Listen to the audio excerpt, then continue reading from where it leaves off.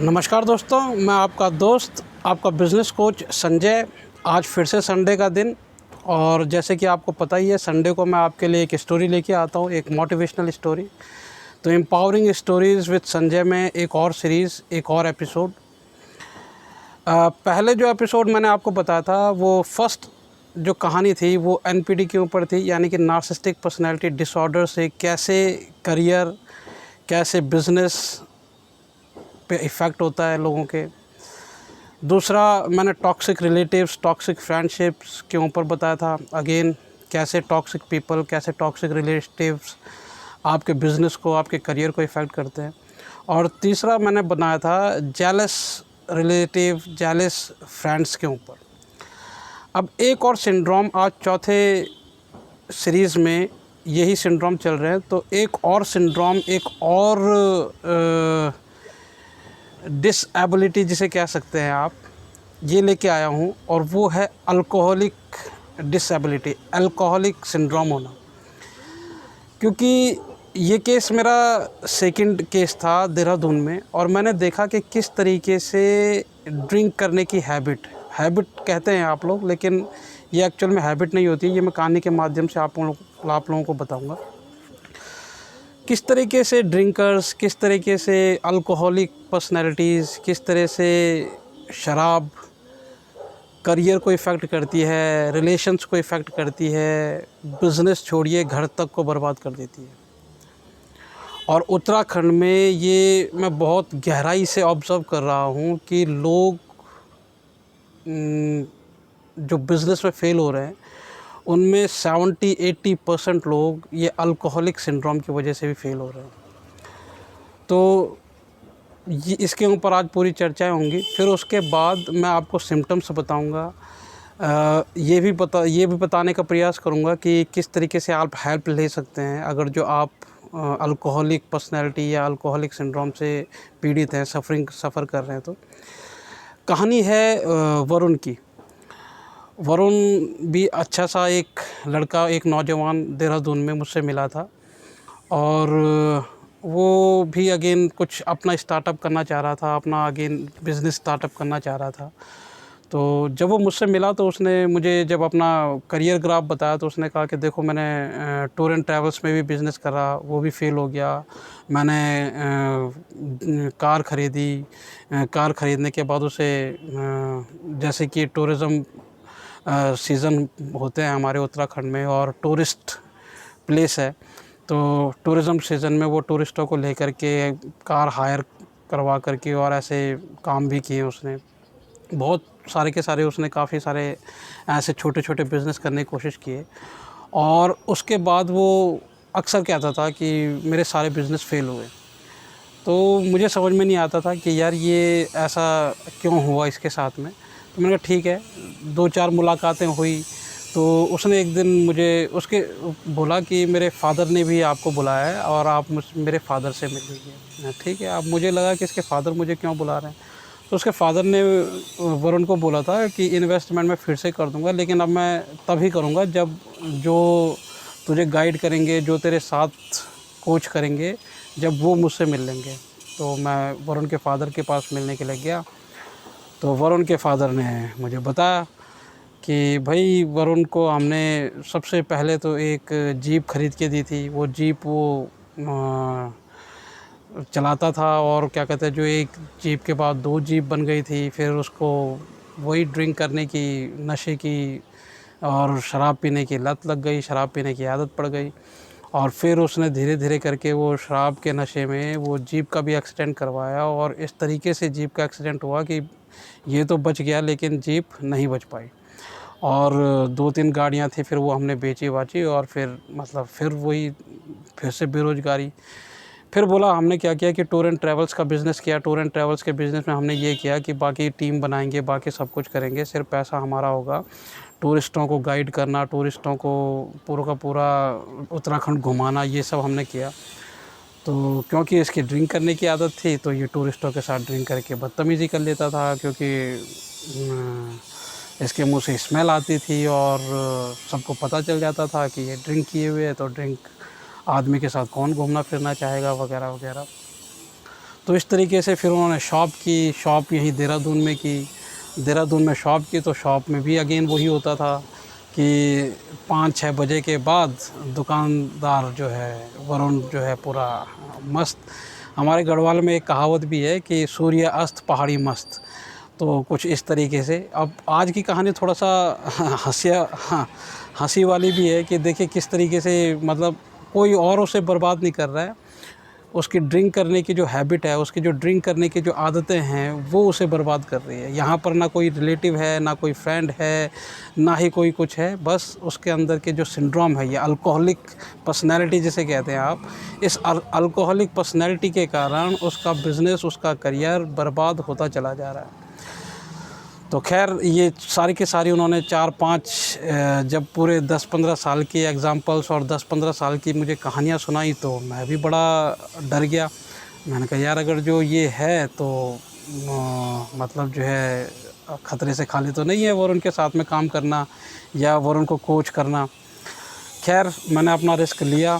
मैंने कहा कि नहीं अंकल आप चिंता मत कीजिए, इस बार ऐसा नहीं होगा, मैं वरुण से बात कर लेता हूँ। तो फिर मैंने वरुण से बात की। मैंने कहा देखो तुम्हारे पापा ने मुझे एक चीज़ तुम्हारे बारे में बताया, किस तरीके से तुमने टूर एंड ट्रैवल्स और जितने भी बिज़नेस किए हैं वो कैसे फेल हुए, और क्योंकि तुम ड्रिंक करते हो, क्योंकि और अक्सर वरुण को मैंने भी देखा था कि वरुण अगर जो मुझे रात को कभी मिलता था या शाम को कभी मुझे मिलता था तो वो नशे की हालत में होता था।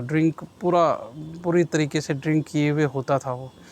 और वो कहता था कि नहीं मैं बिना शराब के तो रह ही नहीं सकता। मतलब कि अब मुझे ऐसा लगता है कि उसे कॉन्फिडेंट भी फ़ील तब होता था जब वो शराब पी लेता था। आप देख रहे हैं शराबियत की जो एक आदत है, मतलब कि जब तक वो ड्रिंक नहीं कर लेगा, जब तक वो शराब नहीं पी लेगा, वो कहता था कि सर मुझे ऐसा लगता है कि मैं कॉन्फिडेंट नहीं हूँ, मुझे फ़ील नहीं आता है, मेरा दिन शुरू नहीं होता है बिना शराब पिए हुए।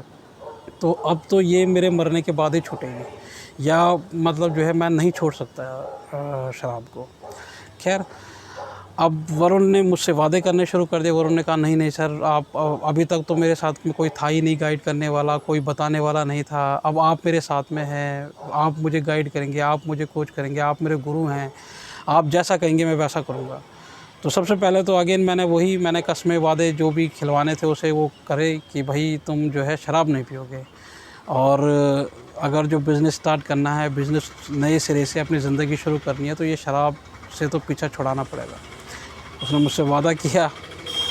अब वरुण के पास मैंने बहुत सारे बिज़नेस प्रपोज़ल, बहुत सारी चीज़ें रखी। तो बिज़नेस प्रपोज़ल्स रखते समय वरुण को जो पसंद आया वो आया मसाला उद्योग का बिज़नेस। लघु उद्योग की तरह से हम मसाला उद्योग शुरू कर सकते थे, तो उसे मसाला उद्योग बहुत अच्छा लगा। उसका कारण ये था कि एक तो कम इन्वेस्टमेंट थी। अब इन्वेस्टमेंट अगेन उसके फ़ादर ही कर रहे थे, और उसके फ़ादर ने मुझसे कहा था कि क्योंकि आप इसकी रिस्पॉन्सिबिलिटी ले रहे हैं, क्योंकि आप मुझे ये गारंटी दे रहे हैं, तो मैं ये जो पैसा है ये आपके कहने पे इसके साथ लगा रहा हूँ, वरना मुझे इस पर विश्वास नहीं है।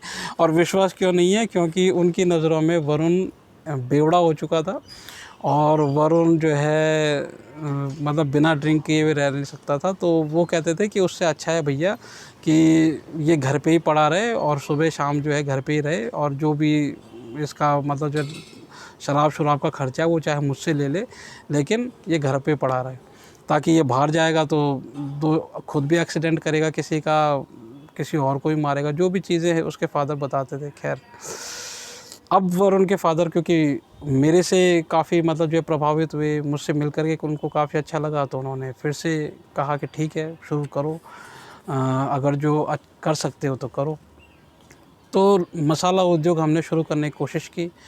अब मसाला उद्योग में क्या होता है कि छोटी छोटी मशीनें आती हैं, कम इन्वेस्टमेंट होता है, थोड़ा बहुत मसालों का नॉलेज उसके फादर को भी था और वरुण को भी थोड़ा बहुत नॉलेज था, तो शुरू किया गया। अब हुआ क्या कि जिस दिन शुरुआत हुई थी, जिस दिन मतलब जो है श्री गणेश करना था, जिस दिन मशीनों का पहला दिन था, पहली स्टार्टिंग थी, उस दिन मशीनें चली, प्रोडक्शन होना शुरू हुआ, इन्होंने पैकेट बनाने शुरू किए मसालों के, जो भी चीज़ें हैं सब कुछ स्टार्ट हुआ।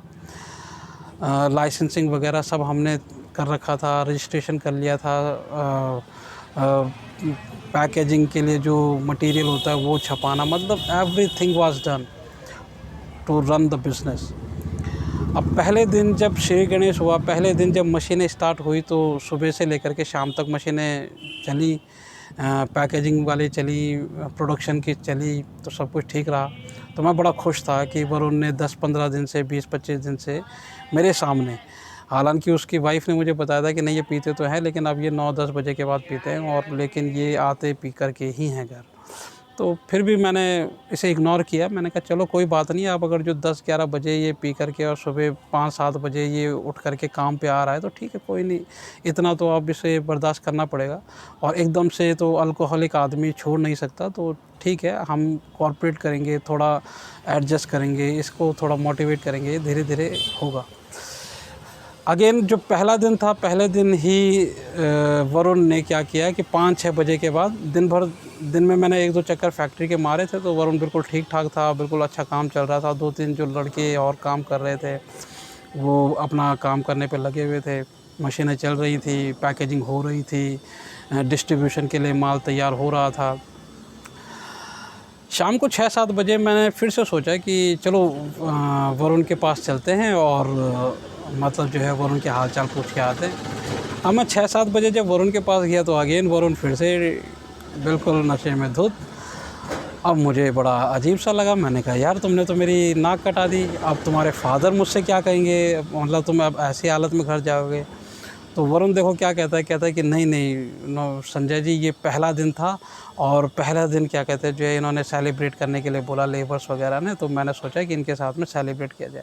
अब देखो अल्कोहलिक आदमी को ना क्या चीज़ चाहिए होता है कि अल्कोहलिक आदमी को बहाना चाहिए होता है, ड्रिंक करने का बहाना चाहिए होता है कि बस किसी भी तरीके से उसे शराब मिल जाए, है ना। ये आपने भी देखा होगा, जो आप भी ऑब्ज़र्व करेंगे तो ये बहानेबाजी बहुत करते हैं, मतलब खुशी में खुशी का बहाना, गम में गम का बहाना, आज बारिश हो रही है तो मौसम का बहाना, आज मौसम ख़राब है तो इसका बहाना, आज मुझे ये तक, मतलब कुछ ना कुछ बहाना चाहिए होगा, और फिर ये मतलब अल्कोहल चाहिए ही चाहिए, मतलब शराब चाहिए ही चाहिए। खैर पहला दिन हुआ, अब मैं फिर उसके बाद मैं घर आ गया। तो अब इसके घर में हुआ कि यार तुम मतलब जो है तुमने तो मुझसे हमसे वादा किया था, ये किया था, वो किया था। तो अगेन फिर वरुण मतलब जो है इस आदत को छोड़ नहीं पाया, और आप यकीन नहीं करेंगे कि प्रोडक्शन होते हुए भी, मटेरियल होते हुए भी, लेबर्स होते हुए भी, और बहुत अच्छा चला सकते थे, लेकिन मैक्सिमम से मैक्सिमम अगेन वो 5-6 महीने ही वो बिज़नेस को चला पाया। टीम बिल्ड नहीं कर पाया, डिस्ट्रीब्यूशन चैन बिल्ड नहीं कर पाया, और फिर से उसने वो मशीनें, उसने वो जो मटेरियल था वो सारा का सारा बिल्कुल कौड़ियों के भाव जिसे कहते हैं वो बेचा, बिल्कुल सस्ते दामों पे वो फिर सब कुछ निकाला, और फिर वो घर के अंदर पैक्ड हो गया। उसके फादर ने मुझसे कहा कि संजय जी आपकी गलती नहीं है, मैं आपसे पूरा सहमत था, और आप क्या करते, जब मैं इसे इतने सालों से नहीं सुधार पाया तो आप कैसे सुधार लेते। खैर आपने इस पर विश्वास किया, आपने अपना टाइम दिया, आपके लिए धन्यवाद, लेकिन ये नहीं सुधरने वाला। और दोस्तों उसके बाद वरुण जी आज भी ड्रिंक की हालत में, अगर जो कभी मिलेंगे शाम के बाद तो ड्रिंक की हालत में मिलेंगे, और वरुण जी पता नहीं क्या कर रहे हैं, मुझे नहीं पता। फिर मैंने जो है, अब क्योंकि वरुण मेरे से जुड़ा तो मैंने भी थोड़ा सा और रिसर्च करनी शुरू करी। अब रिसर्च करनी शुरू करी तो वाकई मैंने देखा कि ऊपर हमारे पहाड़ों में छोटे छोटे बाज़ार होते हैं, हमारे पहाड़ों में छोटे छोटे मतलब लोकल मार्केट्स होते हैं, गांव 4-5 गाँव का एक लोकल मार्केट होगा। तो मैंने वहाँ पर भी दुकानदारों का देखा कि वो भी 4-5 बजे बाद जो है दुकानदार सारे के सारे मिल कर के ड्रिंक कर रहे हैं। देहरादून, जहाँ जहाँ मैंने अच्छी सिटियाँ देखी उत्तराखंड में, तो मैंने देखा कि भैया शराब की दुकानों के बाहर ऐसी भीड़ लगी रहती है, ऐसी भीड़ लगी रहती है कि ऐसा लगता है जैसे यहाँ पर कोई अमृत बटा जा रहा है। मतलब कि ऐसे कोरोना काल में ऑक्सीजन के लिए भीड़ नहीं थी, जैसे कि देहरादून मतलब हर जगह वाइन शॉप के बाहर दारू पीने वालों की या शराब पीने वालों की भीड़ लगी रहती है। तो भाई साहब उत्तराखंड में ये भी एक बहुत बड़ी वजह है जो मुझे लगती है बिज़नेस सफल ना होने की। तो इसलिए ये वीडियो मैं बना रहा हूँ। अब जो घर वाले हैं, घर वाले तो परेशान होते ही होते हैं ऐसे अल्कोहलिक पर्सनैलिटी से। अल्कोहलिक पर्सनैलिटी भी कई बार अपने आप से खुद परेशान हो जाता है कि यार मैं क्या कर रहा हूँ ये। अब क्योंकि अल्कोहलिक पर्सनैलिटी समझ नहीं पाता इन चीज़ों को। तो दोस्तों एक चीज़, ये सिम्टम्स क्या होते हैं, कैसे स्टार्ट होता है, कैसे सिम्टम्स होते हैं, क्या होता है ये, इसके बारे में अब मैं रोशनी डालना चाहूँगा थोड़ा सा। देखिए सबसे पहले तो जो नौजवान, जो यंगस्टर्स शुरुआत करते हैं, जो यंगस्टर्स इस तरफ जाते हैं, उनके अंदर क्या क्या होता है, वो सोचते हैं कि अब हम एडल्ट हो रहे हैं, अब हम मैच्योर हो रहे हैं। तो क्योंकि हम मैच्योर हो रहे हैं तो मज़ा आता है। दूसरा ग्लैमरस उनको लगती है, उनको लगता है कि फ़िल्मों में हीरो पीता है, मतलब ग्लैमरस लाइफ में, और एक लाइफस्टाइल होता है ये, और इस तरीके से वो शुरुआत करते हैं। मतलब अट्रैक्शन किसी न किसी कारण, स्टाइल मारने के लिए या दोस्तों का साथ देने के लिए, या सभी दोस्त कर रहे हैं इसलिए हम भी करते हैं, इस चीज़ से वो शौकिया तरीके से शुरुआत करते हैं। ध्यान से सुनिएगा, शुरुआत कैसे होती है, शौकिया तरीके से, शौक में। अब ये अल्कोहलिक पर्सनैलिटी होना एक आदत नहीं है, इट्स नॉट अ हैबिट। अब अक्सर लोग हैबिट समझ लेते हैं। अब क्योंकि लोग हैबिट समझ लेते हैं, आदत समझ लेते हैं, तो दोष दिया जाता है किसको, जो अल्कोहल बार बार ले रहा है। दोषी होता है वो, लेकिन थोड़ा सा कम, जितना समझते हैं उससे थोड़ा कम। अब कैसे, क्योंकि जब उसने शुरुआत की थी तो उसने शौकिया की थी, ओकेशनली की थी, जैसे कि होली, दिवाली या पार्टीज़ वगैरह में। अब धीरे धीरे क्या होता है, जब मैंने डॉक्टर देशमुख से ये पूछा था, और एक डॉक्टर देश पांडे भी हैं जिन्होंने मतलब जो इस पे पूरी रिसर्च की है, तो 2-3 डॉक्टरों से जब मैंने ये पूरा का पूरा डिस्कस किया, तो उन्होंने कहा देखो होता क्या है कि हमारी बॉडी के अंदर रिसेप्टर्स होते हैं, किसी भी चीज़ के रिसेप्टर्स होते हैं। फॉर एग्ज़ाम्पल हम खाना खा रहे हैं तो खाने के भी रिसेप्टर्स हैं, अल्कोहल ले रहे हैं तो अल्कोहल के भी रिसेप्टर्स हैं। जो नॉर्मल इंसान होते हैं उनके अंदर ये रिसेप्टर्स धीरे धीरे ख़त्म होते हैं या नॉर्मल रहते हैं, मतलब बढ़ते नहीं हैं। जो अल्कोहलिक पर्सनैलिटी वाले जो लोग होते हैं उनके अंदर क्या होता है कि धीरे धीरे ये रिसेप्टर्स बढ़ने शुरू हो जाते हैं, और ये रिसेप्टर्स इस तरीके से बॉडी के अंदर बढ़ते हैं, इतने ज़्यादा रिसेप्टर्स हो जाते हैं कि उन रिसेप्टर्स को अब अल्कोहल चाहिए ही चाहिए, उन रिसेप्टर्स को शराब चाहिए ही चाहिए। अब अगर जो शराब नहीं मिली तो वो रिसेप्टर्स खलबली मचाना शुरू कर देते हैं, दिमाग में खलबली मचाना शुरू कर देते हैं, शरीर में, मतलब बहुत ही ज़्यादा साइकोलॉजिकल डिसऑर्डर उन्हें महसूस होगा, बहुत सारी प्रॉब्लम्स उनको महसूस होनी शुरू हो जाएंगी।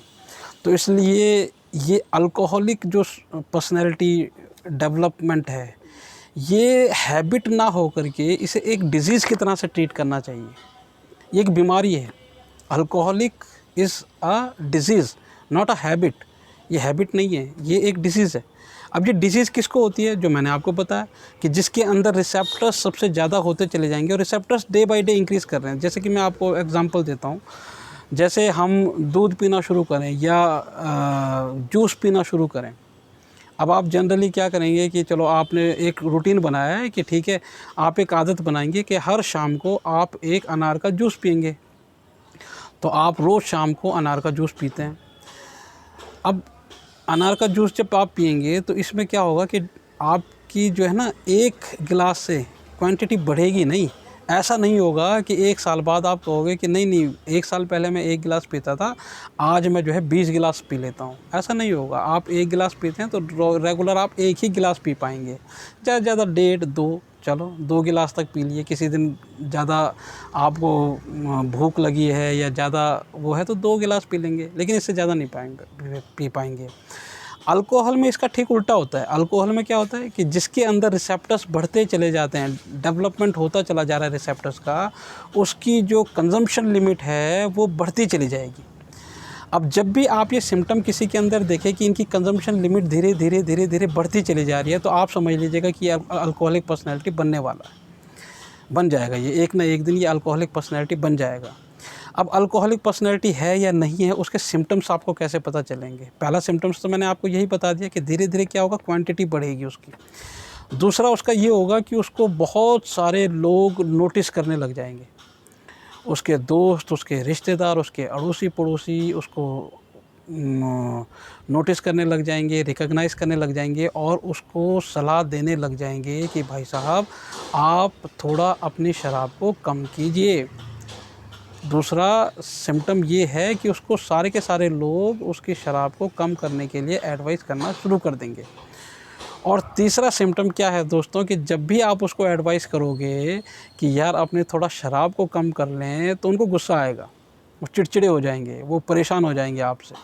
और चौथा सिम्टम ये है कि उनको बाकी सारे लोग, बाकी सारे रिलेशंस, बाकी सब चीज़ें प्रॉब्लम नज़र आएंगी और उन सब का प्रॉब्लम सिर्फ एक ही नज़र आएगा, वो है अगेन अल्कोहल, शराब।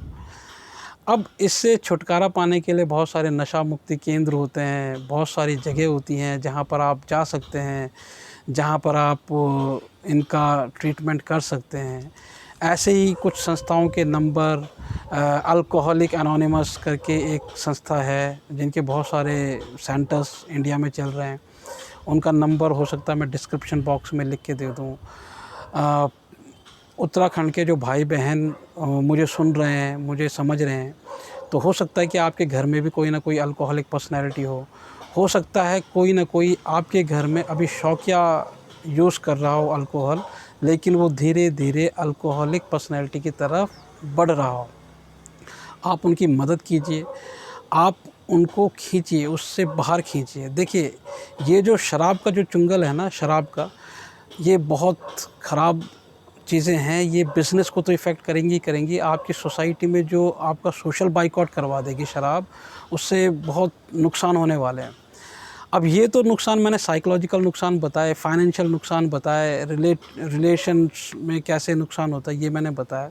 उसके बाद जब हमने और रिसर्च किया तो हमने देखा कि एक्सीडेंटल जो मामले होते हैं, चाहे वो उत्तराखंड में हो, चाहे वो पूरे देश की हम अगर जो बात करें, तो सबसे ज़्यादा एक्सीडेंट, रोड एक्सीडेंट, जो इंजरीज़ होती हैं, जो भी चोट फटाक लगने के जो केसेस हॉस्पिटल में आते हैं, तो हर हॉस्पिटल में 60 to 70% जो केसेस हैं, वो 60 to 70% केसेस सिर्फ अल्कोहल की वजह से होते हैं दोस्तों।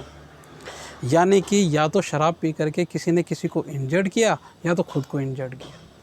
यानी कि अगर जो शराब के नशे में अगर जो कोई ड्राइविंग कर रहा है, तो वो अपनी जान तो लेगा ही लेगा, लेकिन हो सकता है उस इंसान की भी जान ले ले जिसने कभी शराब को छुई ना हो, है ना। आप तो बहुत सेफली गाड़ी चला रहे हैं, देखिए आप तो बहुत अपने रूल्स रेगुलेशन के पालन कर रहे हैं, लेकिन सामने से आने वाला बंदा किस हालत में है ये आपको तो नहीं पता। तो अगर उसने ड्रिंक कर रखी है, उसने शराब बहुत ज़्यादा पी रखी है और आपके साथ टक्कर ले ली, तो जाहिर सी बात है इंजर्ड आप भी होंगे, वो भी हो सकता है किसी की डेथ भी हो जाए। जब ये सर्वे किए गए तो 60 to 70% इंजर्ड जो केसेस हैं वो सिर्फ अल्कोहल की वजह से हैं। अब इसमें आश्चर्यजनक बात ये हुई कि 25% लोग वो हैं जिन्होंने खुद अल्कोहल कंज्यूम कर रखे थे। इस 60-70% में से 25% लोग सिर्फ वो हैं जिन्होंने अल्कोहल कंज्यूम किया और अल्कोहल कंज्यूम करने के बाद खुद को इंजर्ड किया, या खुद एक्सीडेंट कर दिया, या अपनी गाड़ी कहीं ठोक दी, या बाइक कहीं ठोक दी, तो इंजर्ड हो गए। लेकिन 35 to 40% लोग ऐसे हैं जिन्होंने अल्कोहल कंज्यूम ही नहीं किया था, इनको ठोका गया है, इनको इंजर्ड कर दिया गया है। और इनको इंजर्ड किसने किया है? जिसने अल्कोहल कंज्यूम कर रखा था। आप समझ रहे हैं?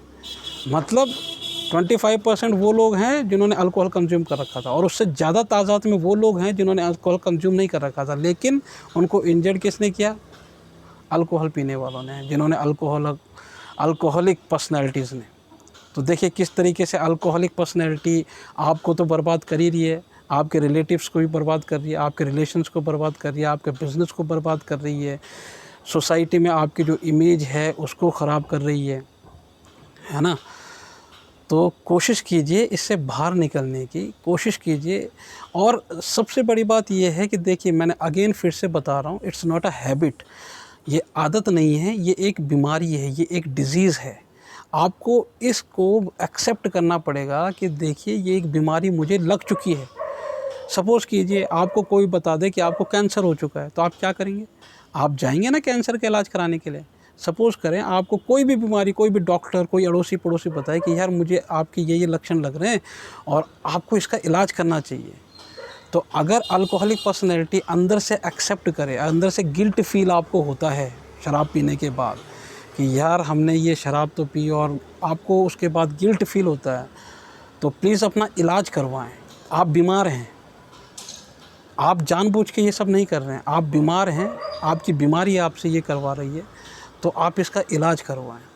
और रिक्वेस्ट करूंगा मैं उन लोगों से जिनके घरों में कोई अल्कोहलिक पर्सनैलिटी आपके आसपास हैं, उन पर दया कीजिए, उनको प्यार दीजिए, उनको समझने की कोशिश कीजिए और उनको हेल्प कीजिए इस बीमारी से बाहर निकालने के लिए। तो उम्मीद करता हूँ कि आज आपको ये वीडियो बहुत अच्छा लगा होगा। अगेन इस वीडियो ने आपको कुछ एम्पावर किया होगा, कुछ शिक्षा दी होगी। नेक्स्ट वीडियोस भी हम ऐसे बनाते रहेंगे, कुछ स्टोरीज़, इंटरेस्टिंग स्टोरीज़ आपको सुनाता रहूँगा। मेरे साथ जुड़े रहने के लिए धन्यवाद। लाइक कीजिए, शेयर कीजिए, सब्सक्राइब कीजिए। धन्यवाद। Thank you.